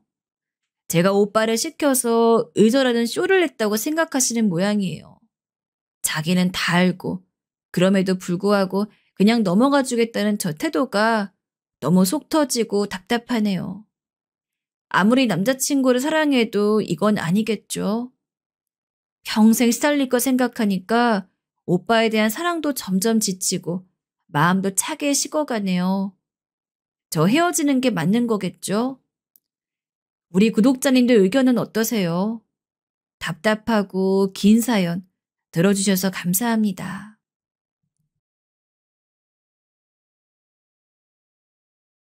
안녕하세요. 전 55살 서울에 사는 노봉수라고 합니다. 사실 이 사연 채널에 사연을 보내게 된 건 얼마 전 제게 일어난 기적 같은 일 때문입니다. 그리고 이 일을 여러분과 함께 나누고 싶어 사연을 보내게 되었습니다. 긴 이야기지만 부디 꼭 들어주신다면 참으로 감사하겠습니다. 지금이야 전 좋은 아내 여유로운 경제 여건 안에서 나름 괜찮은 삶을 보내고 있지만 20대 후반 때만 해도 전 시골에서 월세 5만 원 하는 곳에서 살고 있었습니다. 그 당시 전 미래도 없고 꿈도 없이 그저 노가다를 뛰면서 하루살이처럼 살곤 했어요. 일을 하고 돌아오면 술을 먹고 그 다음날 또 일을 나가고 또 술을 먹고 하는 일상의 반복이었죠. 하지만 제가 원래 그런 놈은 아니었습니다. 그전까진 저도 나름대로 꿈이라는 게 있었던 놈이었어요. 사랑하는 여자가 있었고 언젠가 이 여자와 함께 할 미래를 꿈꿨습니다. 이 여자에게 좋은 것만 해주고 싶었고 그러기 위해선 많은 돈을 벌어야 한다는 것도 알았죠. 그래서 아버지가 늘 제게 해주시던 말씀처럼 자신감을 가지고 열심히 하루하루를 살아가고 있었습니다. 그러던 어느 날 전 친구놈에게서 사업제의를 받게 되었어요. 저와 설계사무소를 차리던 제의였습니다. 그 친구는 고등학교 동창이었는데 어렸을 때부터 친한 친구였지만 저와는 달리 동네에서 인정하는 수재였고 뭐래도 똑부러지게 해내는 놈이었습니다. 그래서 친구 옆에 서면 비교를 당할 만큼 사람들이 친구를 보면 모두 크게 된 놈이라 말하곤 했어요. 저도 왠지 모르게 그런 친구가 한 말이니 더욱 신뢰가 갔습니다. 그리고 가슴이 울렁거리면서 문득 기회란 생각이 들었습니다. 제가 사랑했던 여자는 지금 회사도 안정적인데 굳이 그런 모험을 해야 하냐고 저를 말렸지만 전 욕심이 앞서 제 의견을 강하게 밀어붙였어요. 만약 이 사업이 성공하면 강남의 좋은 아파트에서 너와 신혼집을 꾸릴 수 있을 거라고 내가 보란 듯이 보여주겠다고요. 그러자 미정인 확신 어린 제 말에 뭐라 하지 못했고 결국 제 선택을 믿어주었습니다. 그리고 전 속전속결로 대출까지 해가며 친구와 사무소를 차리기 시작했어요. 하지만 인생이 내게 이래도 될까 싶을 정도로 결과는 참혹하고 잔혹했습니다. 친구와 차린 사무소는 6개월이 되지 않아 쫄딱 망했고 심지어 절친했던 선배에게 사기까지 당해 빚을 지게 되었습니다. 믿었던 친구는 무책임하게 나 몰라라 잠수를 타버렸고요. 전 빚쟁이들에게 하루에도 수없이 머리를 조아리고 조금만 기다려달라 구걸했습니다. 그리고 빚을 청산하기 위해 하나뿐인 아버지에게까지 손을 벌려야 했습니다. 정말 이루다 표현할 수 없을 정도로 비참했어요. 하지만 저를 더 절망에 빠뜨린 건 여자였습니다. 제가 사랑했던 여자는 어느 날 절 커피숍으로 불러내었어요. 전 미정이가 왜 절 여기로 불러낸지 알 것 같았지만 두려워서 짐짓 아무것도 모르는 척하고 있었죠. 그런데 미정이가 어렵게 입술을 떼었습니다. 미정이는 더 이상 저와 미래를 꿈꿀 수 없을 것 같다고 말했습니다. 결혼은 현실인데 전 너무 일도 잘 벌리고 그런 저를 믿고 살기엔 너무 불안할 것 같다고요. 전 미정이 붙잡지 않았습니다. 마음속으론 이 커피숍에 오기 전까지 다시 한번 생각해 봐달라고, 내가 잘못했다고, 나 다시 분명 재기할 수 있다고, 네가 날 믿어줘야 한다고 수백 번 연습했지만 미정이의 말을 듣는 순간 어떤 마음 하나가 쿵 소리내며 떨어지는 게 느껴졌어요. 그리고 미정이를 여기서 그만 놓아야 한다는 생각이 들었습니다. 제가 아무 말이 없자 미정인 저와 더 이상 눈을 마주칠 수 없었는지 그 길로 뒤도 돌아보지 않고 나가버렸습니다. 그리고 전 오랫동안 식은 커피와 함께 커피숍에 남겨졌고요. 그때 서울의 화려한 자동차 불빛들이 제 눈에 들어왔습니다. 눈을 찌를 듯이 빛나고 있는 그 불빛들은 아름다웠지만 동시에 잔혹하게 느껴졌습니다. 그리고 저는 마음먹었어요. 사라지자고요. 아무도 절 찾을 수 없는 곳으로 가자고요. 이 지긋지긋한 서울을 떠나 화려한 도심을 떠나 그냥 하루살이처럼 살 수 있는 곳으로 가자고요. 그래서 전 그 길로 뭐에 홀린 듯이 짐을 챙겼고 현금만 챙겨선 월세가 싼 방을 찾아 무작정 시골로 내려왔습니다. 시골에 오니 좋은 게 있었다면 보고 싶지 않은 사람을 안 봐도 된다는 거, 상처를 복귀하지 않아도 된다는 거였습니다. 도심은 제게 너무도 큰 상처를 준 곳이었습니다. 성공에 대한 환상을 꾸게 했고 제 자신에 대한 말도 안 되는 거품을 만들어 주었지만 그 거품이 꺼지는 순간 전 벌거벗은 맨몸이 되어버렸고 제 옆에 남은 건 아무것도 없었어요. 하지만 이곳에 오니 적어도 저는 그저 미래 걱정, 내일 걱정할 필요 없이 살 수 있었습니다. 그러던 어느 날 제 인생을 통째로 바꾼 한 소년을 만나게 되었어요. 햇볕이 쨍하게 빛나는 아주 무더운 여름날이었죠. 갑자기 작은 공 하나가 저희 집으로 굴러들어왔습니다. 뭔가 싶어서 제가 공을 집었고 위를 본 순간 꼬마애 하나가 저를 올려다보고 있었습니다. 꼬마애는 제게 공을 달라며 손을 내밀었어요. 이 아이는 어디 개똥밭에서 구르고 온 모양인지 몸에선 이상한 똥냄새가 났고 손엔 더러운 흙이 잔뜩 묻어 있었어요. 전 지나가다 몇 번 보았기에 단번에 이 아이가 옆집 할머니와 같이 사는 손자라는 걸 알아보았습니다. 옆집 할머니는 월세방에 살면서 힘든 일 하는 제 처지가 안타까웠는지 자는 방 제 문을 두드려 김치를 놓고 가고 밥도 해주시는 아주 좋은 분이었습니다. 시골에서 만난 분 중에 유일하게 저를 챙겨주시는 분이었지요. 지훈아, 들어와라. 그때 할머니의 목소리가 들렸고 전 가보라며 꼬맹이의 등을 떠밀었습니다. 꼬맹이는 가는 걸음도 씩씩했습니다. 꼬맹이와는 그 후에도 계속해서 만나게 되었어요. 노가다를 뛰기 위해 잠시 밖에 나와 신발끈을 고쳐 묶을 때도 술병을 들고 집에 돌아왔을 때도 어느 길목에서든 꼬맹이를 마주치곤 했습니다. 신기하게도 꼬맹이는 늘 제 사정거리 안에 있었습니다. 또 이 꼬맹이에겐 독특한 점이 하나 있었는데 바로 스님도 못할 것 같은 부동의 자세로 몇 시간 동안 대문을 보는 거였습니다. 너 왜 자꾸 대문만 바라보고 있어? 거기 뭐 먹을 거라도 숨겨놨냐? 엄마를 기다려요. 엄마? 엄마란 말에 전 잠시 놀랐습니다. 예전에 할머니가 김치를 갖다 주면서 하는 말이 생각났기 때문이었어요. 엄마 없는 손자를 기르고 있다고 하셨던 말이었죠. 전 잠시 당황하다 알았다고 한 뒤 나중에 할머니 집에 다 먹은 죽그릇을 들고 방문했을 때 슬그머니 물어보았어요.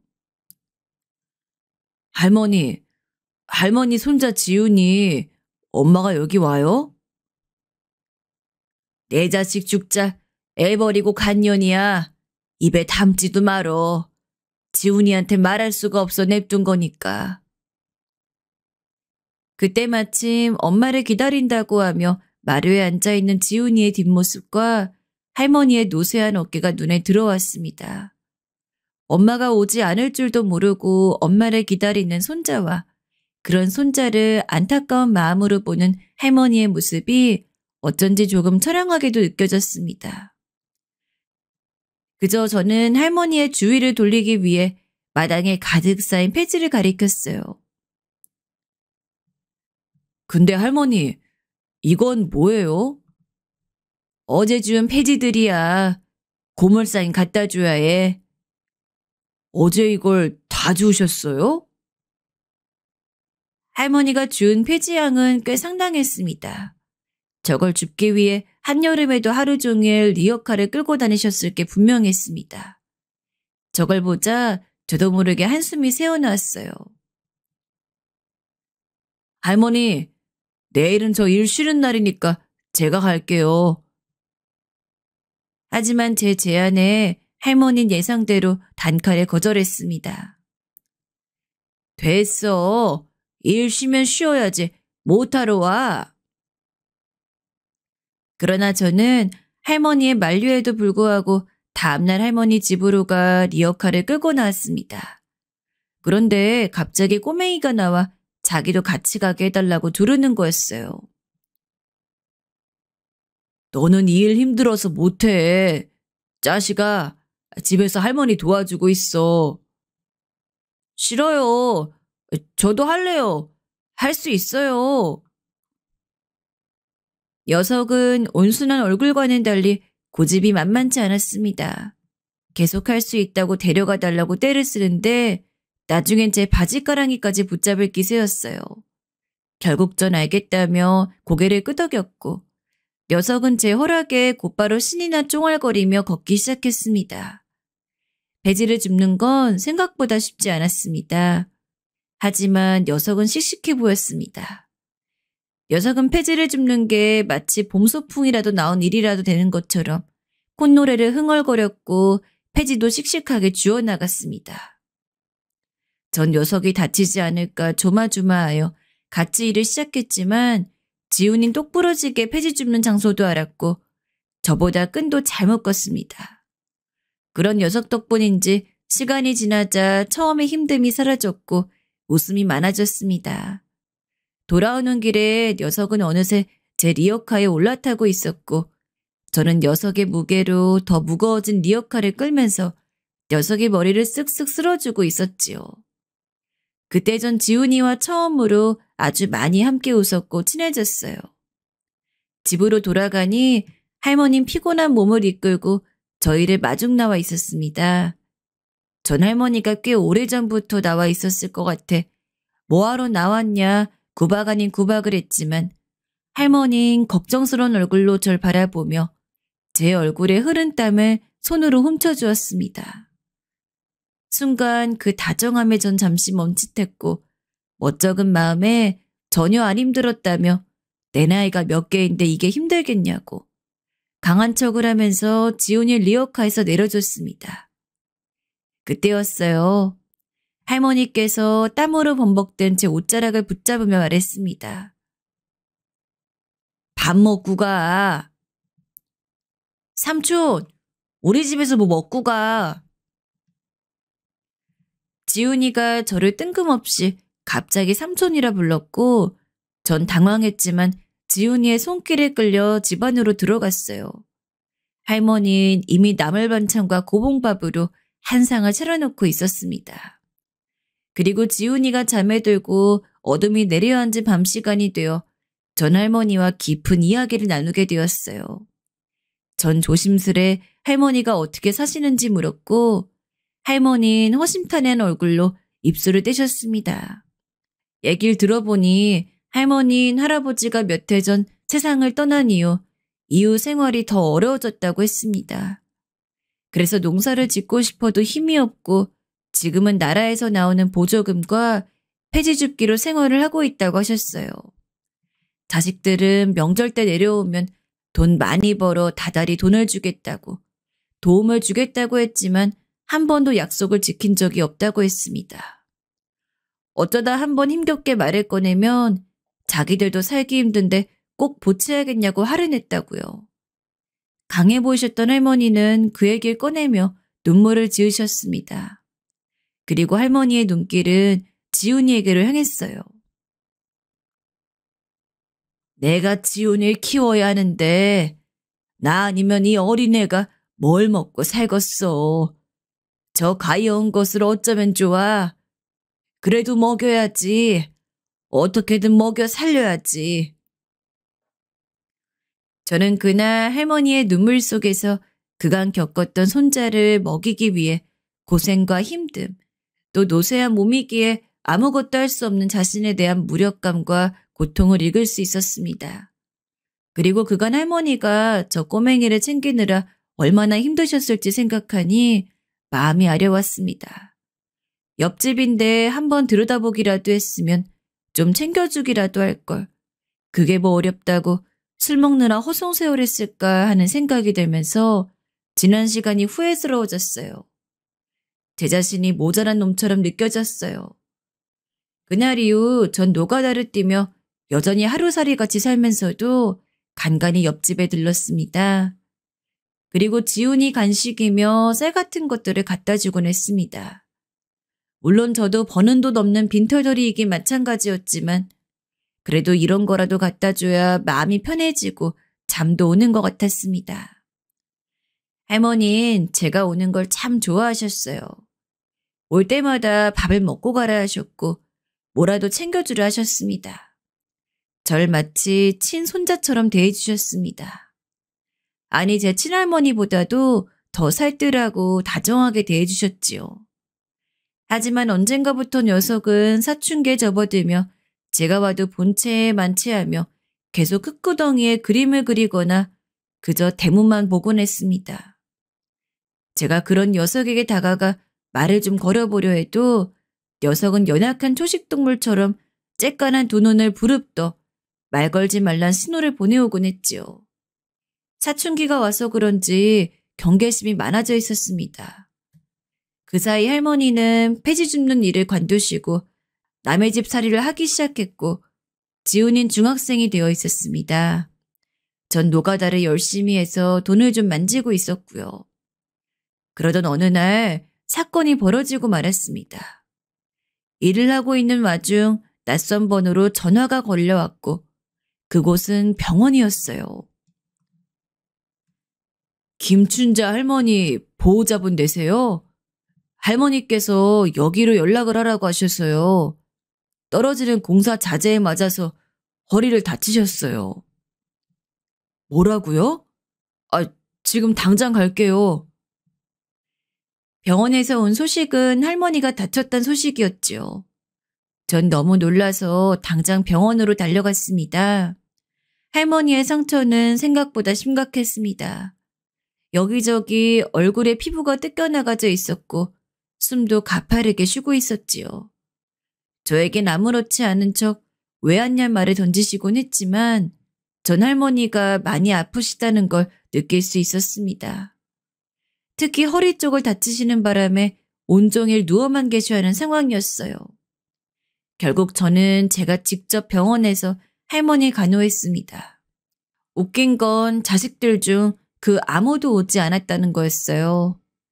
제가 연락처를 받아 전화를 걸었지만 부재중으로 넘어가는 전화가 대부분이었고 할머니가 다쳤다는 소식을 전해도 놀라는 기색 하나 없이 간호를 잘 부탁드린다며 돈은 계좌로 입금해주겠다는 말뿐이었어요.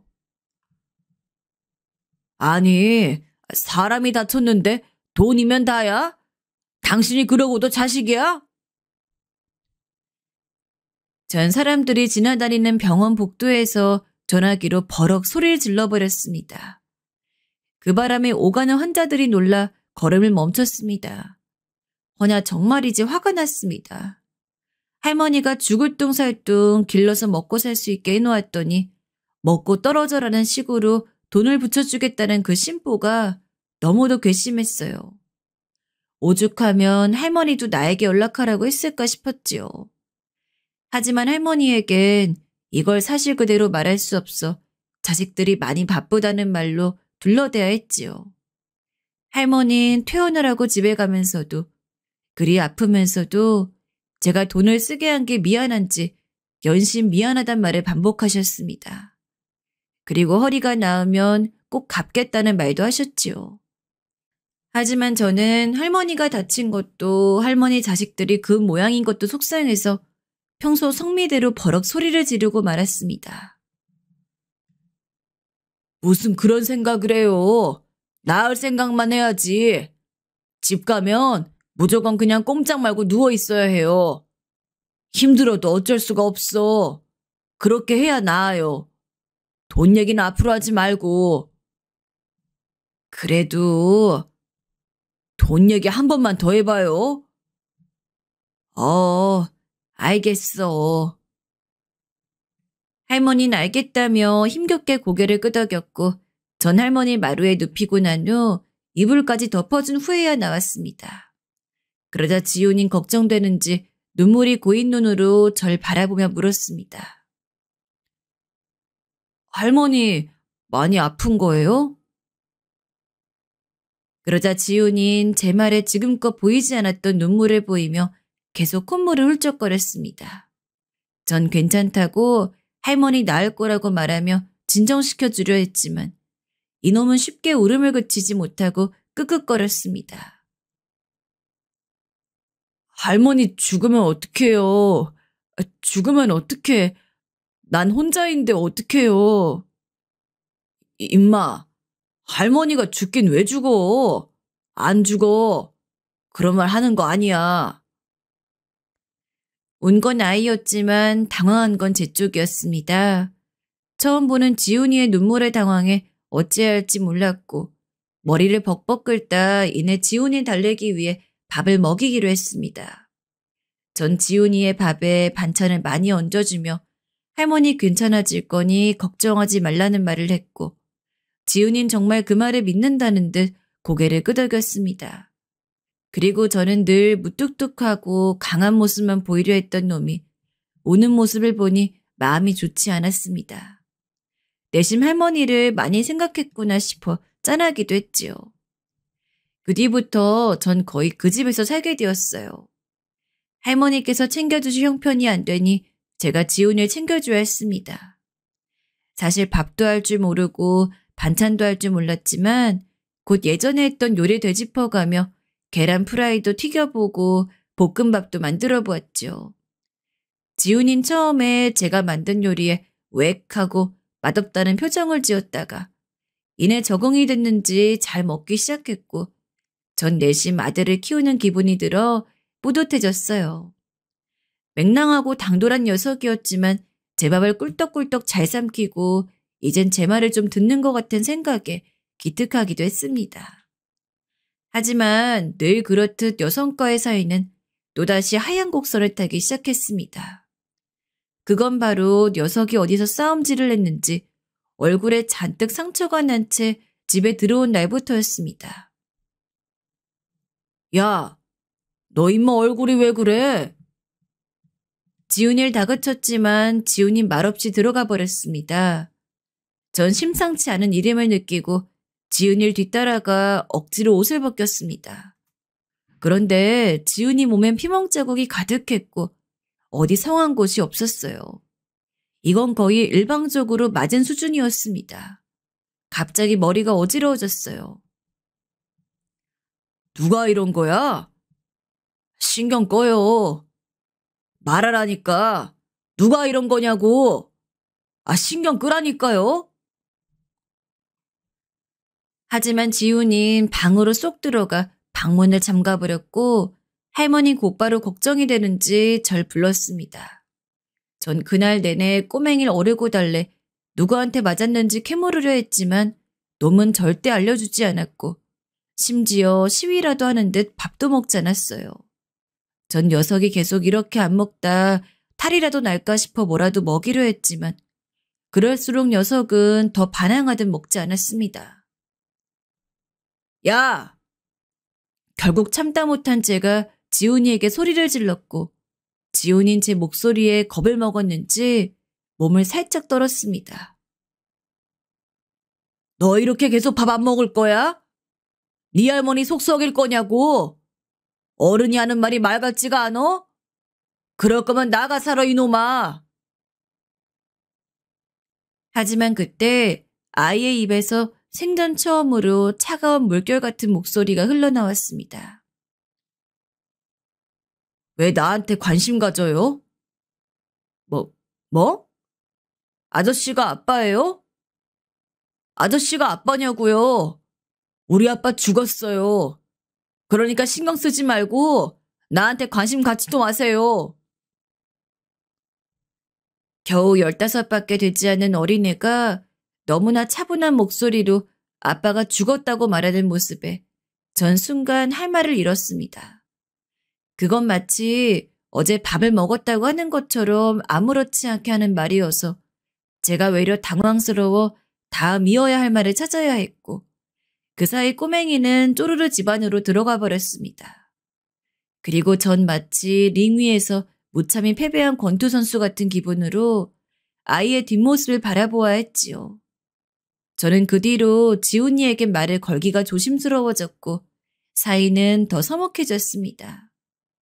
그리곤 저도 점점 지훈이와의 싸움에 지쳐가 이젠 그 애가 밖에서 쌈박질을 하든 뭘 하든 내버려 두었습니다. 어차피 내 자식도 아닌데 됐어. 머리 복잡하게 신경 쓰지 말자 하는 생각으로 그냥 밥만 차려주고 할머니 병간호만 해주고 있었어요. 하지만 그러던 어느 날이었어요. 제가 할머니 집에 있었을 때 누군가 집 쪽으로 돌을 던지기 시작했습니다. 짱돌들이었습니다.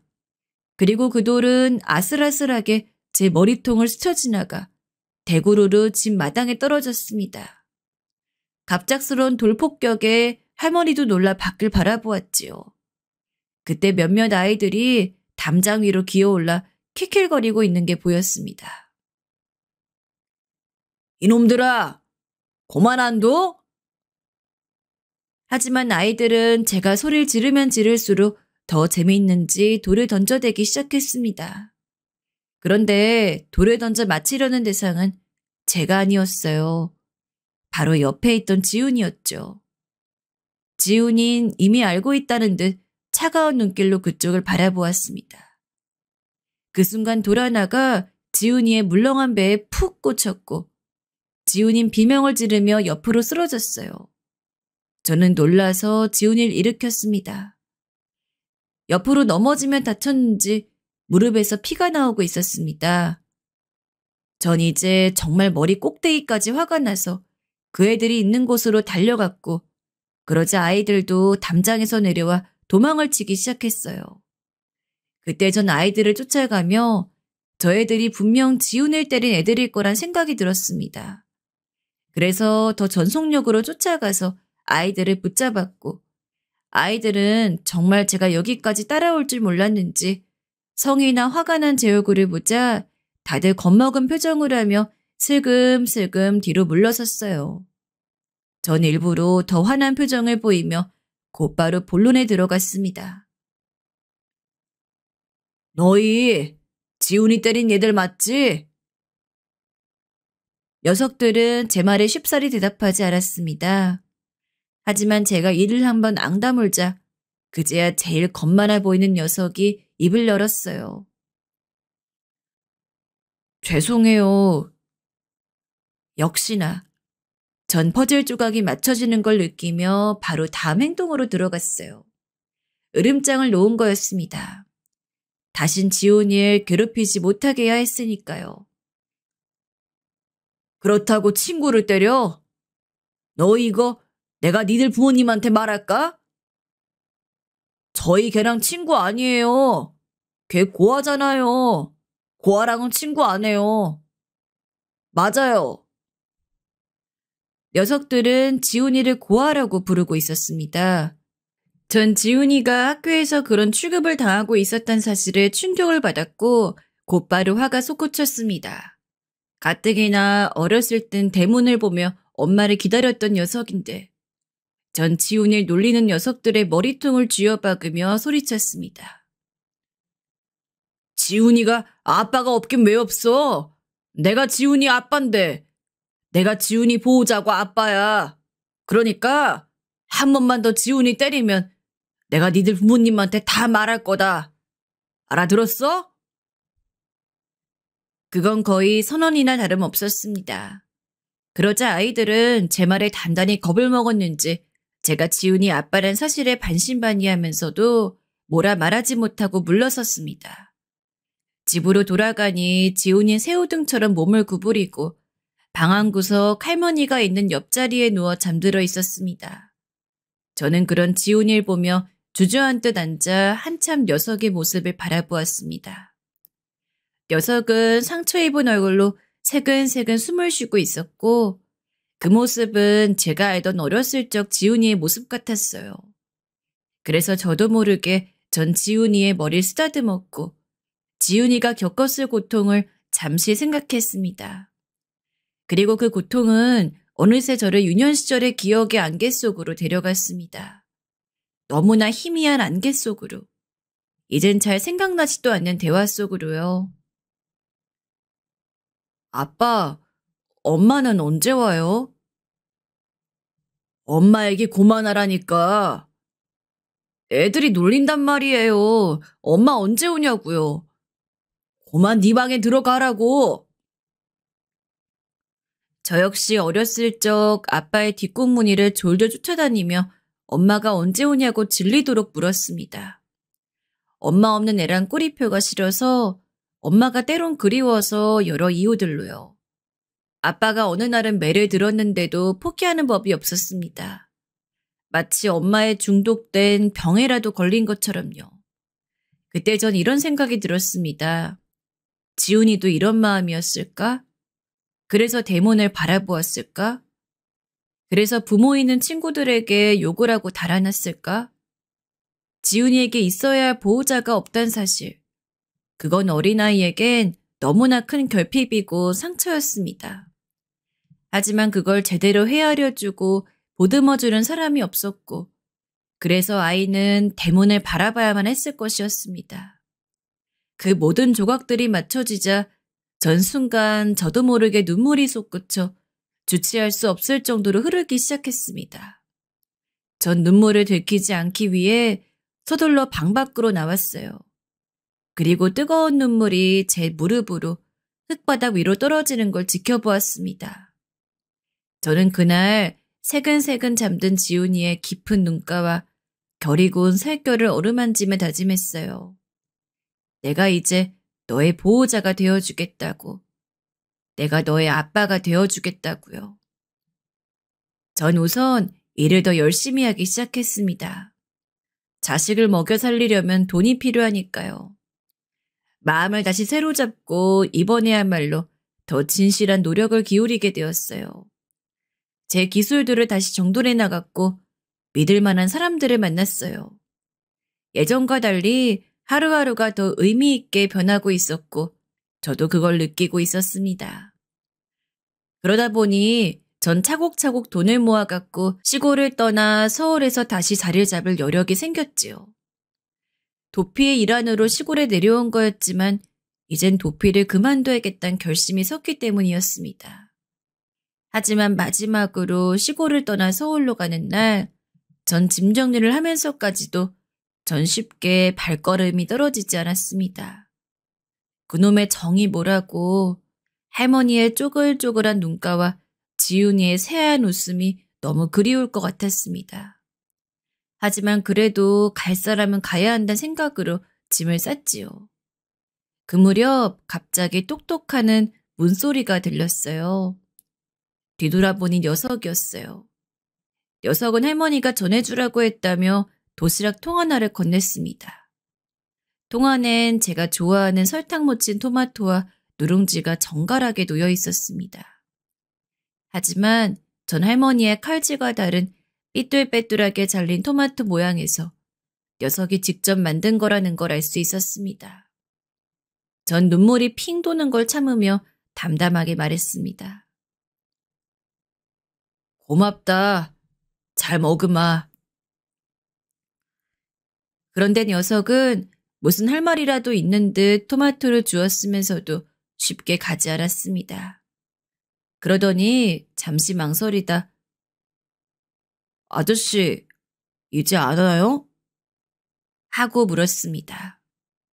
전 언제든 오겠다고 늘 응원하고 있겠다고 말했어요.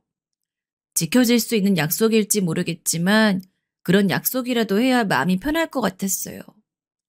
그리고 녀석에게서 등을 돌려 서울로 돌아갔습니다. 전 서울에가 바쁘게 일을 시작했고 그러면서도 지훈이와 간간히 연락했습니다. 다행히 녀석은 할머니를 호강시켜드리고 싶다며 공부를 열심히 한다고 했고 속을 썩이지 않는 듯 했어요. 전 그것만으로 호강시켜드리는 거라며 칭찬을 해주곤 했고요. 지훈이와 저의 대화는 딱히 특별할 것도 특이할 것도 없었지만 저는 늘 지훈이와의 전화통화가 기다려졌고 또 금세 그리워졌습니다. 제 사업도 점점 잘 풀리기 시작했습니다. 많은 거래처분들이 저희 회사를 믿어주기 시작했고 투자도 원활하게 이루어졌어요. 그리고 그 무렵 착하고 좋은 여자를 만나 결혼을 약속하게 되었고 아이까지 낳아 드디어 원하던 가정의 울타리를 만들었습니다. 모든 게 안정적이 되어가고 있었습니다. 그러나 마음 한켠 전 항상 그 시골집을 생각하고 염려하고 지훈이를 생각했습니다. 지훈이가 잘 살고 있을지, 할머니께서 건강은 괜찮으실지 생각했고 두 사람이 시골집에 누워 쓸쓸해져가는 밤하늘을 바라보는 모습, 산열매를 따는 모습들을 상상하곤 했습니다.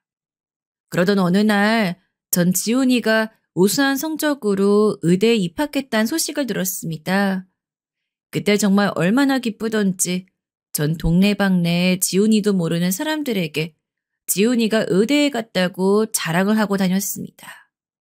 그래서 모두가 지훈이가 제 아들인 줄로만 알았죠. 그리고 물론 저는 그 모든 등록금을 지원해 주었어요. 할머니께선 제게 너무나 미안했지만 전 오히려 지훈이에게 보탬이 될 수 있다는 사실만으로 배가 불렀어요. 하지만 지훈이를 다시 본 건 할머니의 장례식 때가 되어서였습니다. 다시 본 지훈이는 어느덧 어엿한 남자의 모습이 되어 있었습니다. 대학교 졸업반이라 했고 의사가 되기 위한 준비를 하고 있었어요. 전 지훈이를 꼭 안아주며 오랜만에 인사를 몇 차례 주고받았고 단둘이 있을 때서야 할머니를 추억하는 이야기들을 나누었지요. 지훈이는 할머니께서 제 얘기를 많이 하셨다 했고 은인 같은 사람이라고 했습니다. 아저씨가 있어서 할머니가 너무 위안이 되었대요. 할머니 죽는 날까지 아저씨를 저희 아버지가 보내준 천사라고 믿고 가셨어요. 네 할머니도 내게 마찬가지였어. 시골에 막 내려와서 아무것도 모르는 나한테 김치며 밥이며 매일 챙겨주셨는데 아마 그 밥이 없었다면 지금 내가 있었을지 모르겠다. 정말 어머니 같은 분이셨어. 어머니가 있다면 이런 분이셨으면 하고 생각했었다. 지훈이는 제 얘기를 듣자 갑자기 울컥했는지 눈물을 훔쳤고 저 역시 그런 지훈이를 보며 가슴이 먹먹해졌습니다. 또 한편으론 지훈이가 무사히 크는 것만이 할머니의 소원이었고 그 소원 내가 이루어 드리리라 다짐했었는데 이렇게 장성한 어른이 되어서 나타난 지훈이를 보니 이제 내 할 일은 다 했구나 하는 생각도 들었지요. 그때가 아마 지훈이를 후원한 지 10년쯤 되던 해였을 겁니다. 하지만 지훈이와는 그날 이후 연락이 조금씩 뜸해졌습니다. 지훈이가 외국에 있는 병원에 가면서부터였지요. 연락할 방법이 딱히 없어 전자우편을 주고받다 답장이 느려졌고 그러다 세월이 흘러버렸습니다. 어느덧 제 나이는 50 중반을 넘어가고 있었고 그저 노년을 준비하기 위해 제 자식들에게 뭐라도 하나 더 물려주기 위해 뭘 하는지도 모르는 채 무언가를 열심히 하고 있었지요. 또 나이가 먹으니 기억력도 깜빡깜빡해서 이젠 옛날 시골 마을의 기억 같은 건 조금씩 잊어가는 듯 했습니다. 그리운 향기도 사람들도 모두요. 그리고 그런 제 삶이 어쩐지 퍽퍽하고 단조롭게 느껴져 우울증과 무기력증이 찾아오고 있었어요. 그런데 이번 연도 어버이날 기적 같은 일이 일어났습니다. 아들들에게도 일부러 오지 말라고 하고 집에서 TV를 보고 있었던 날이었죠.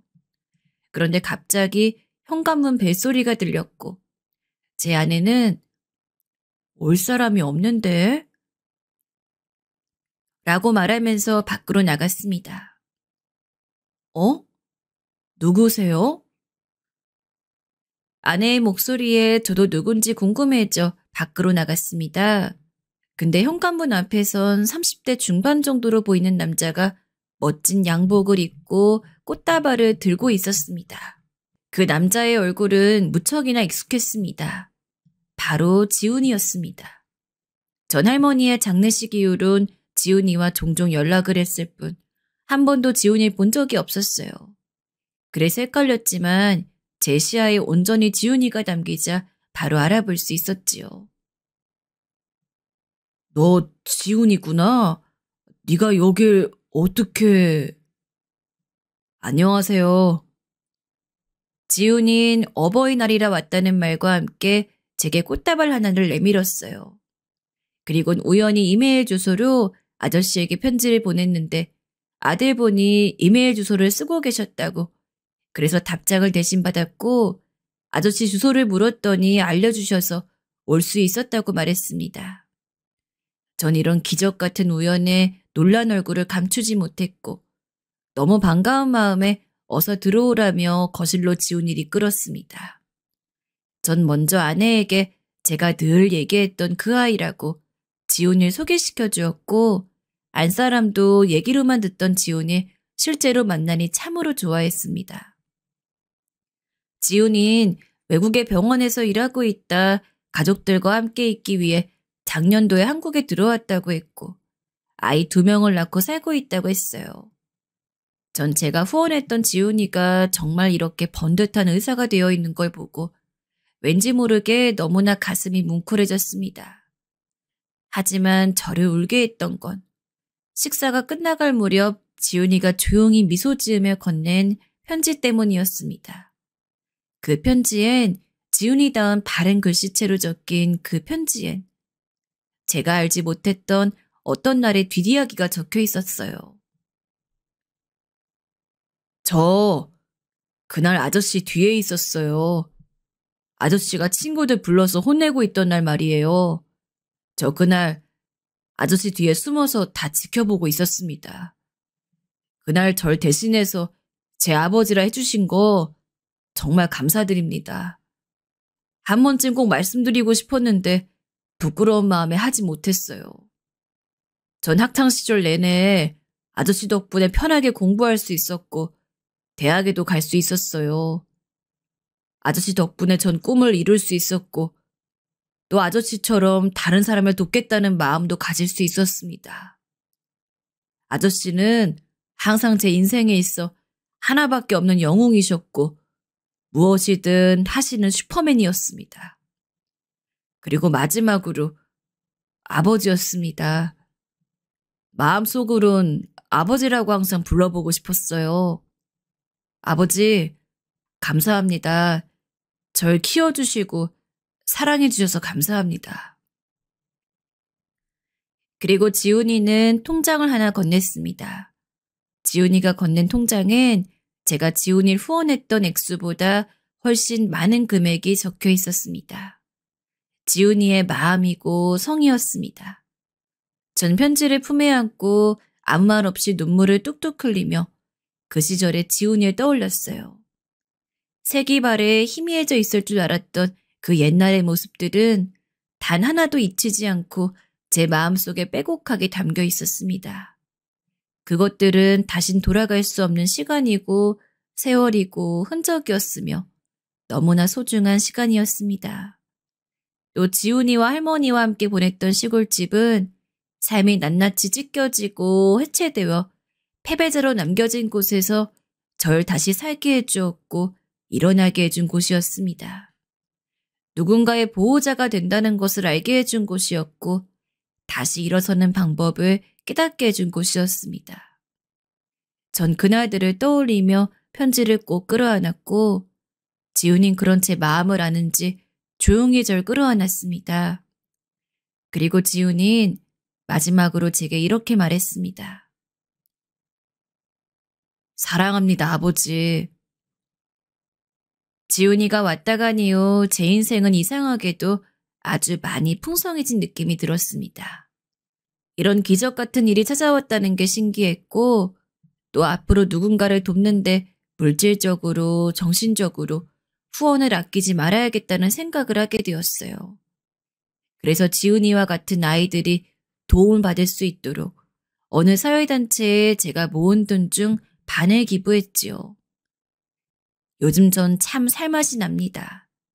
안사람에겐 농담 삼아 아들이 3명 있다고 얘기하는데 그중 2명은 제 친자식이고 1명은 지훈이입니다. 내일은 지훈이와 지훈이처를 만나 간단히 밥을 먹기로 했습니다. 벌써부터 옛날 얘기들을 나눌 생각에 마음이 설레어지네요. 제 기적 같은 이야기는 여기까지입니다. 여러분들에게도 과거의 소중한 인연을 다시 만날 날이 오기를 간절히 아주 간절히 바랍니다. 항상 좋은 일만 가득하길 기도하고 있겠습니다. 감기 모두 조심하세요.